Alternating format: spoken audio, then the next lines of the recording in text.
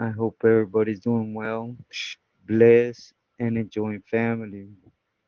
As always, muchas gracias to everyone for everyone's words, wishes, prayers, as the love and support everyone shares and sends my way.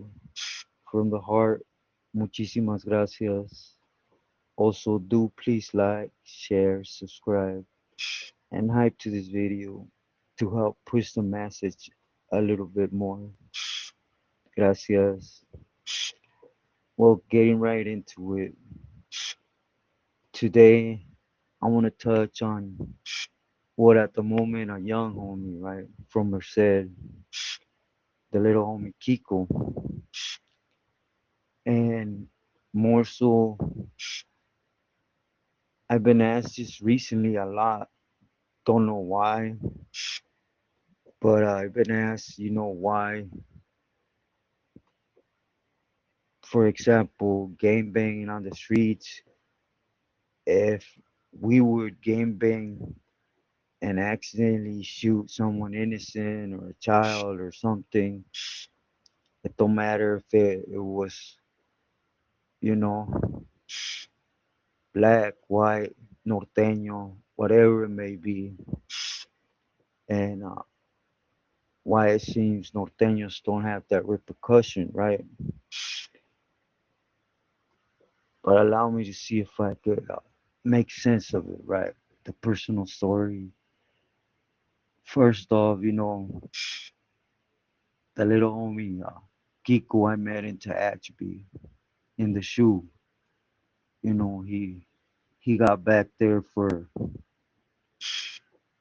he went at it with a norteño, you know, with fierros on the yard, and shortly after, like literally right after lockdown, the norteños they took off on the homies, right? It was only 10 norteños on the yard, but every single one of them got paid good. They went out there and handled their business. So you could say, that the actions of the homie going at it with the norteño led to a lot of camaradas getting hurt, right? But it wasn't the case. It was just, norteños again, my utmost respects.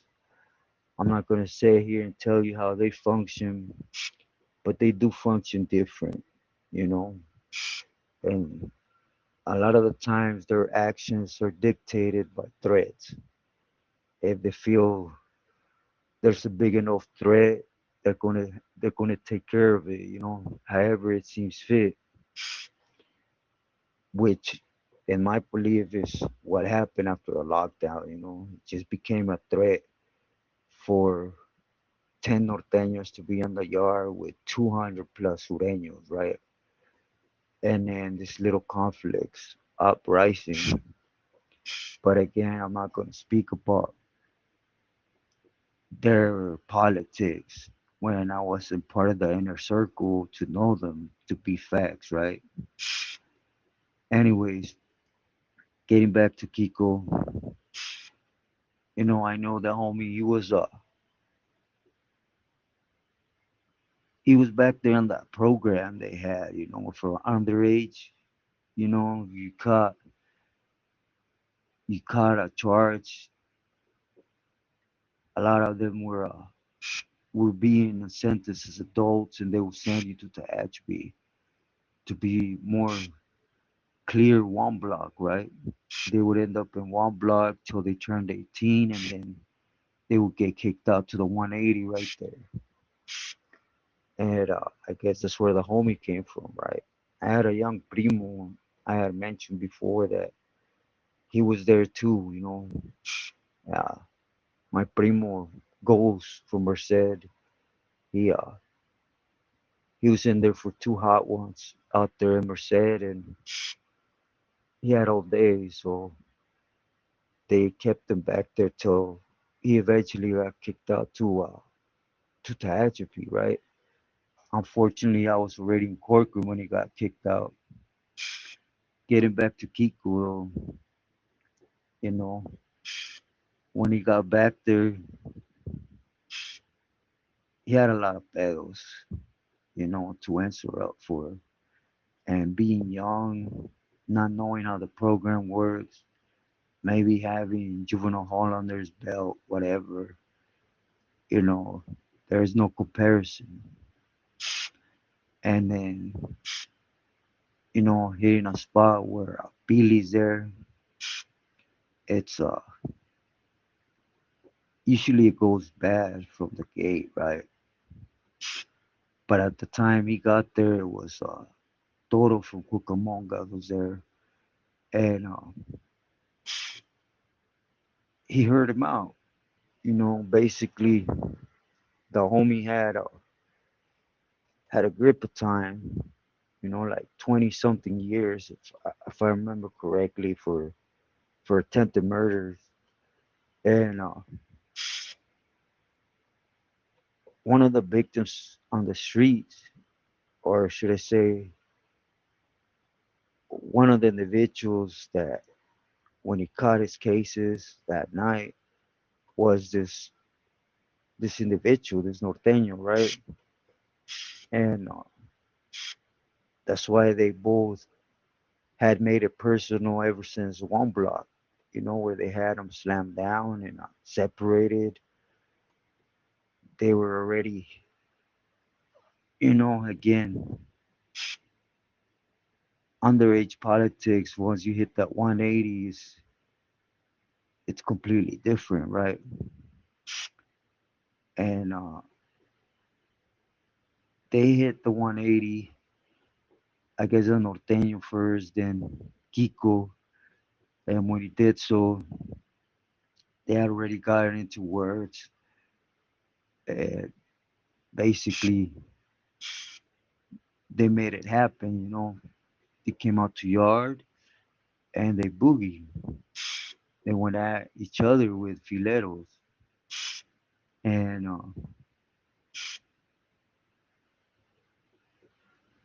you know, the homie were always taught, that whatever happens, whatever, even when it includes family members getting killed, hurt, whatever, stays at the door. Game banging stays at the door. But in this case, we can't really do nothing when, the other side are norteños. At this moment, there was no peace treating. There was no, there was war everywhere. Wherever sureños and norteños were in the same jardín, it was just a matter of time, but it was on. It was, anyways, but I'm also positive that norteños didn't allow this action to take place because they're more strategic with their moves, right? It's like, for example, when the 10 came out strapped and took off on the camaradas, they had it mapped out and they did their thing, And it was sloppy. It was just basically two young homies going at each other, right? And well, you guys know if it would have been a decision or they would have been smarter at it, they would have done it out in the open in the yard, right? To give them more time to get at each other and at the same time allow their people to jump in from both sides, Maybe you never know, Norteños would have jumped in and taken care of Kiko on the spot or vice versa. I don't know, right? It's just the way that usually things like that get played out, not out, not telling nobody. Anyways, he would tell his case to Toro, and again, I'll say, Toro was a fair individual. He was real fair. He was real. He would hear you out,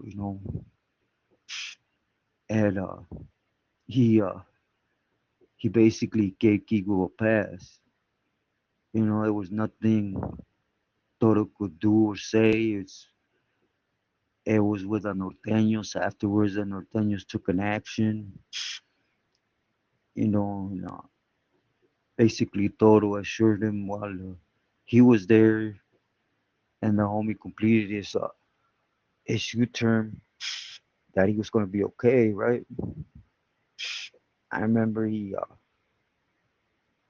shot me down my field, right? Letting me know that as long as he was there and I was helping him, that the homie was okay, It's a dead issue. So we left it at that.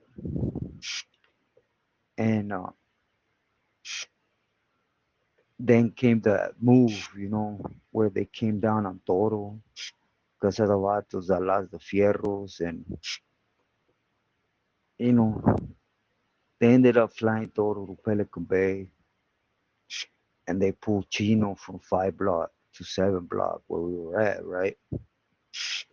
And I remember Pancho from Verdugo was even giving Kiko Clecha already, because Pancho had a liking to him too, and him as a senor, he had say so too, as all the other senores, because I'm sure at the concrete yard, Toro had made it clear to them, right?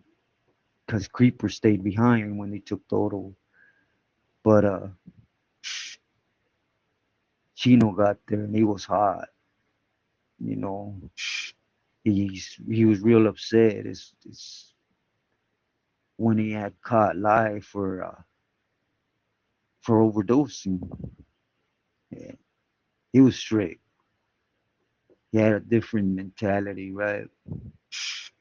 And then you have those camaradas that are chupa, you know, try to bring issues like they're doing something to turn points with the Pili, you know.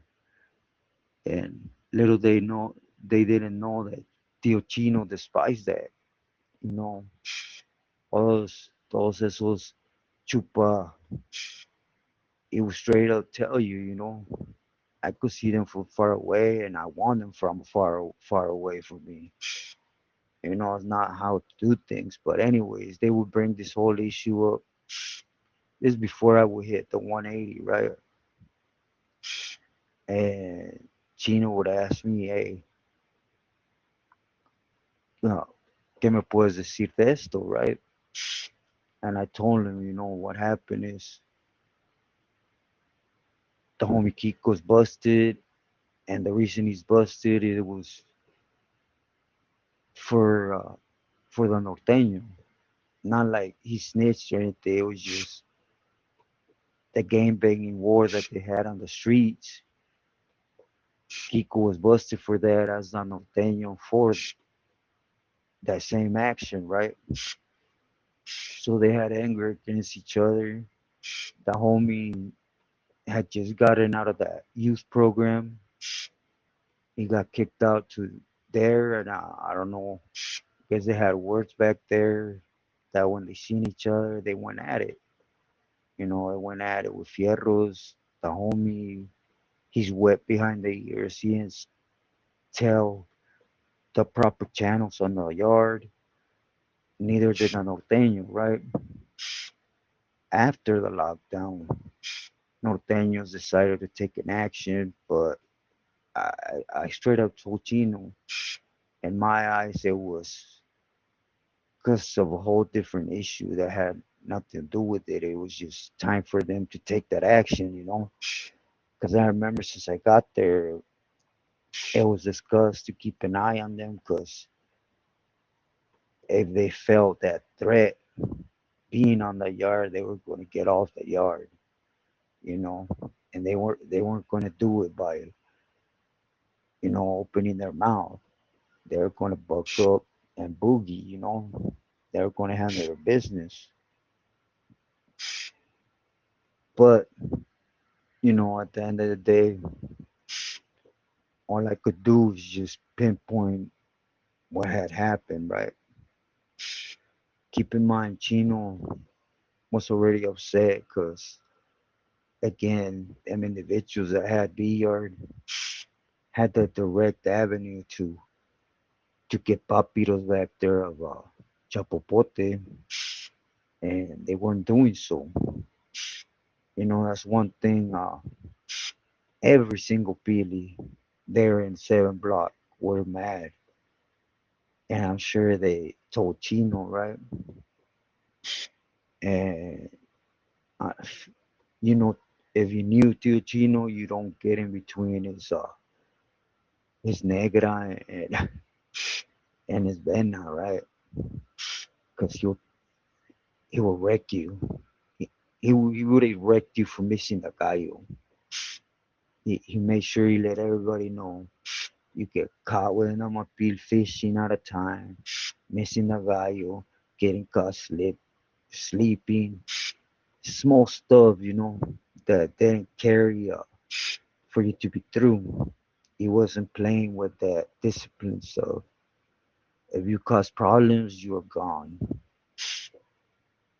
But anyways, that's exactly what ended up happening with Kiko. The homie freshly starting his career, I don't know how old his neighborhood. He was from Southside Locals in Merced. That neighborhood, I don't know how old that is. I don't know if he had older homies that gave him clecha, which I doubt it, right? Because my primo that was from there, he was also young, right? So I'm assuming they were learning as they went, as I did once, right? And it just happened to be a mistake, and it happened to lead to a lot of camaradas getting hurt, even if it was direct or indirect with his action, right? But anyways, basically, Tio Chino, to me, it was scandalous. I'll be straight with you, because he straight up told him in a way that I don't know, you know, you minimize him as a man. It don't matter if he's a young man, right?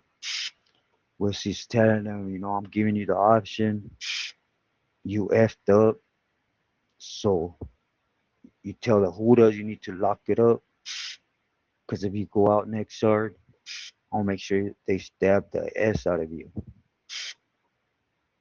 And he didn't want to hear it no more. That was the end of the conversation. And the homie didn't go out like a soca. He went out to the yard and he got whacked. Chino wasn't going to go back on his palabra, even though, I don't know. I recently been asked a lot about Chino, and for some reason they have this idea that he was a weak Billy, but man, sorry to disappoint, but you would have to be around him to really realize the who he had amongst the organization. Just think about it. It's amongst them. It's always first come, first serve. When Toro left, there was one, two, three, four, five, six, seven, eight Billys there, and he got there and he trumped them and took over. You know. But anyways, to answer the question, and answering with all due respect. This is from being from Northern California. First and foremost, my respects to the norteños. But yes, with us, it don't matter who it is. If we don't get off the car, and if it's in our paperwork that, like a drive-by, or we hit someone innocent or whatever, we're gonna get stomped in. We're done because it's a general rule, right? Amongst all Southsiders, all Sureños from anywhere, don't matter Sur, Norte, Califas, whatever. Norteños don't have that. They don't have that rule, of engagement with us. Now, with this, I'm not saying they go around doing it because, I only seen it a few times, but I've seen it. And once they get busted, there's no repercussions towards them, because it's fair game on the streets with us. There was no peace talks, no truce, nada. Everything went. I remember we used to say what they used to say in San Jose is, don't even trip. You're my enemy here, and you're gonna be my enemy inside. So boogie, you know, I had a homeboy. They shot him up and his wife, and they killed his infant baby. Nothing happened to Flores, the individual that did it, and it's because it's not in their guidelines when it comes to us.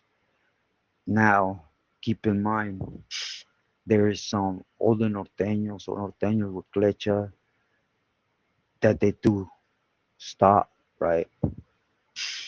For example, they see you with your kids or your jefita or whatever it may be, and